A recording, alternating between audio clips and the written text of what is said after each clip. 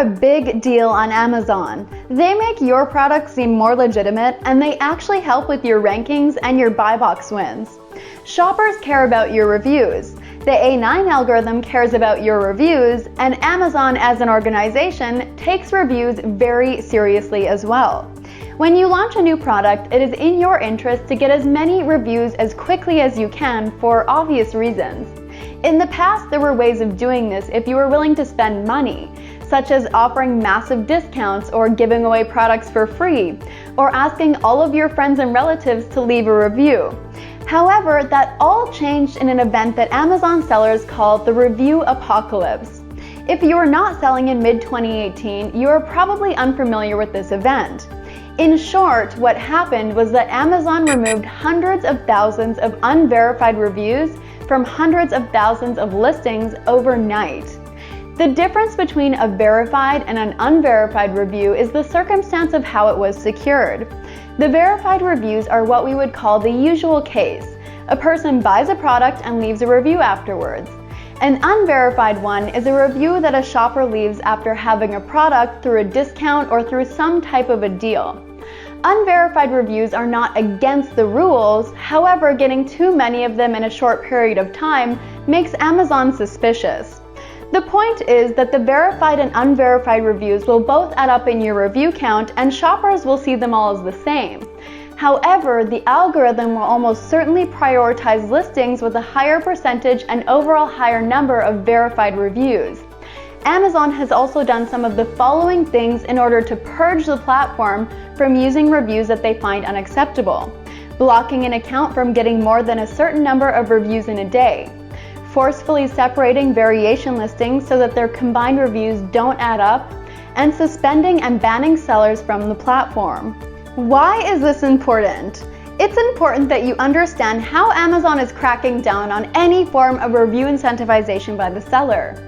Basically, they will do whatever it takes to remove any shortcuts for generating reviews.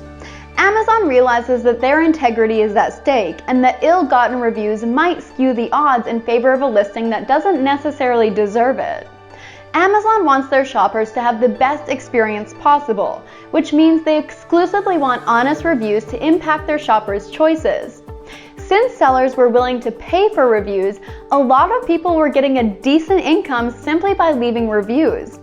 Amazon wouldn't allow this, and they actually banned over 6,000 of the top 10,000 Amazon reviewers from the platform.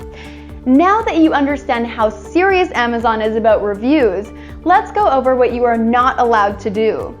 Offer discounts in exchange for reviews. Directly offer people money in return for a review. Give away products in exchange for reviews.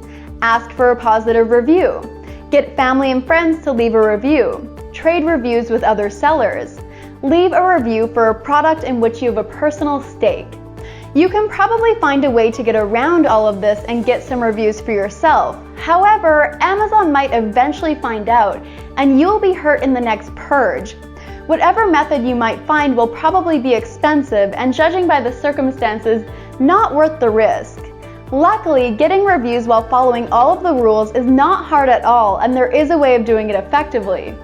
Also, if you think about it, the fact that these shortcuts have been removed to a large extent makes for a more level playing field. You don't have to compete with the sellers that are willing to spend thousands of dollars on giveaways and discounts that will overtake you in the searches.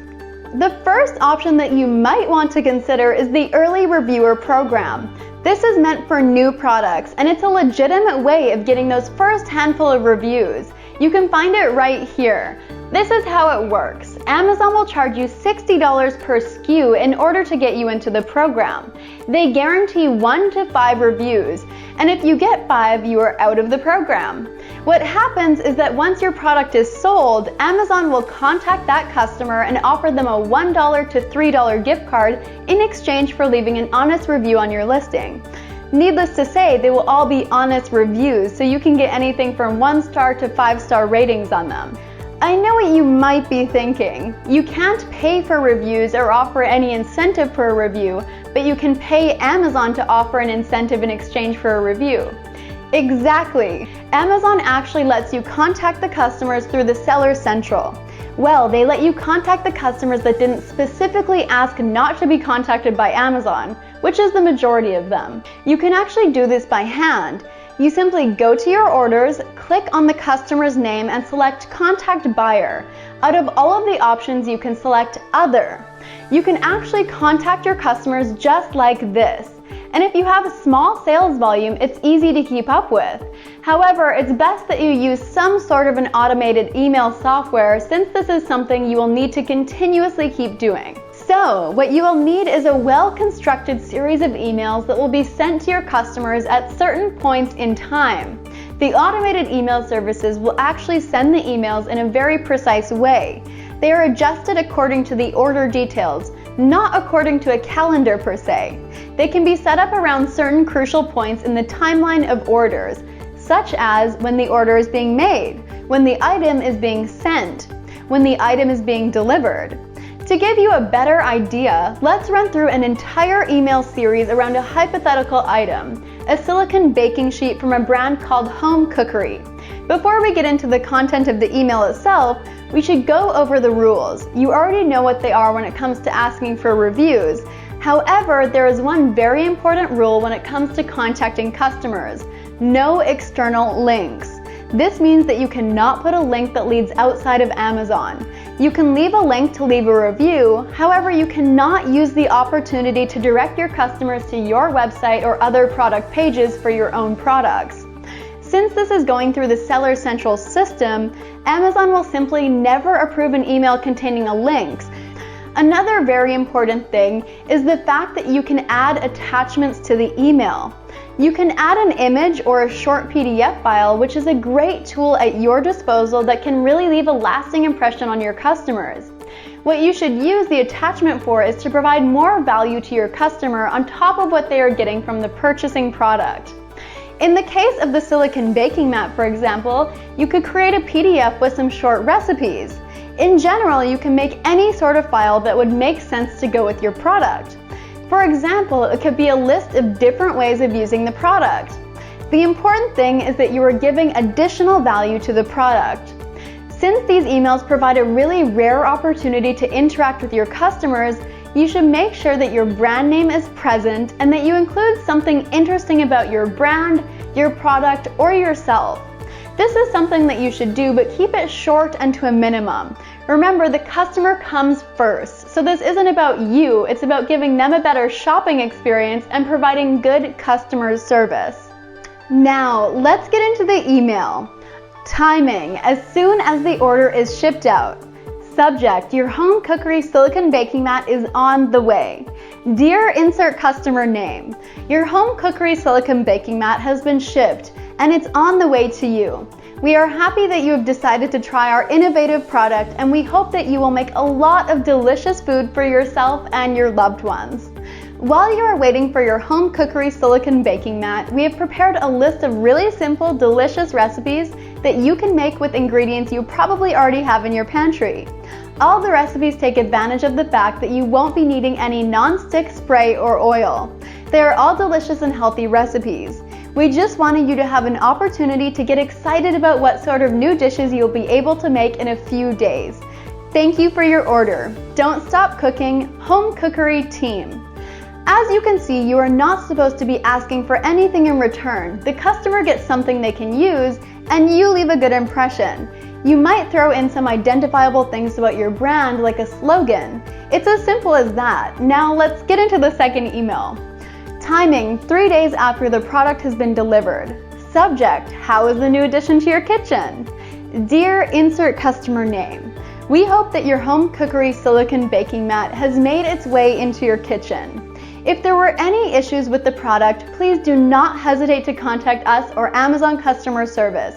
Insert Amazon customer service link, and we will get back to you ASAP. We also hope that you've had a chance to use the mat in your cooking and perhaps even use some of the recipes we've sent you. If you don't mind, we would greatly appreciate it if you would share your experience with an honest review. That would help us out a lot, since we are a very small company, and it would help other shoppers like yourself make a better informed decision with their shopping. If you have a minute, please follow this link, insert review link, and share your honest experience with using the Home Cookery Silicone Baking Mat. Thank you, Don't Stop Cooking Home Cookery team. As you can see, we are still trying to show some goodwill and assist the customer with any issue that they might have. Then we are asking for an honest review. Do not try in any way, shape, or form to suggest that you want them to give you a positive review. This is why we've used the word honest twice. Remember, this goes through the Seller Central system, and Amazon does screening on each of these emails. The screening is done by a bot, so there is still an opportunity to not abide by the guidelines. In case that there's ever an issue, you should have proof that you've abided by the guidelines to the best of your abilities. These 2 emails should do the trick. If you notice that you're getting low conversion rates, you can add another email. For example, time it for 2 weeks after the delivery and pretty much ask for a review like you did in the second one. However, don't make any mention of the previous email or the fact that the customer did not leave a review the last time. You can experiment a lot with this depending on the software you use. You could get into conversions and email opens and try to make changes that make sense. You could also experiment with the attachment. In theory, you could attach something to every email. It usually isn't a good idea to overwhelm your customers with emails, but you might have a reason that makes sense for your product or your brand. Just like with everything else, the more you experiment, the better you will get at it.